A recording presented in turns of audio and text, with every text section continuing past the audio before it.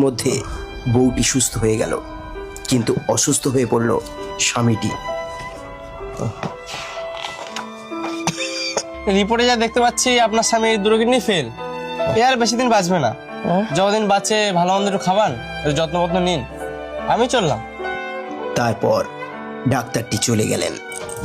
এই দেখো, আমি চলে যাচ্ছি বাবার বাড়ি। আরে বউ, এসব তুমি কি বলছো? আমি তখন অসুস্থ বউ। দেখো, তুমি আর কোনোদিনও ঠিক হবে না। তোমার দুটো কিডনি ড্যামেজ হয়ে গেছে। তাছাড়া আমার বয়সটাও তো খুব কম না, আমার তো একটা শারীরিক চাহিদা আছে। আমি বাবার বাড়ি চলে যাচ্ছি। আরে এসব কি বলছো তুমি? আমি তো তোমার অসুখের সময় সব সময় তোমার পাশে ছিলাম। তার জন্য তো তোমার টাকা দিয়েছি, পারমিশন দিয়েছি, পতিতালয়ে গিয়ে তুমি তোমার শারীরিক চাহিদা মিটিয়েছো। এই শোনো, আমার না বেশি বকতে ভালো লাগছে না, আমি চললাম। দাও, তুমি কি ভেবেছো আমার কিডনি নষ্ট হয়ে গেছে, আমি মরে যাব? মোটেও না বউ। আমি জানতাম তুমি কেমন ধরনের মেয়ে, তাই আজ একটু পরীক্ষা করে তোমাকে যাচাই করে নিলাম। তার মানে 2 বছর যখন তুমি বিছানায় অসুস্থ হয়ে পড়েছিলে, আমি তখনই বুঝেছিলাম যে তুমি আমাকে একটুও ভালোবাসোনি। কারণ তুমি যদি আমাকে সত্যি ভালোবাসতে, তুমি কখনোই আমাকে ওই পতিতালয়ে পাঠাতে না।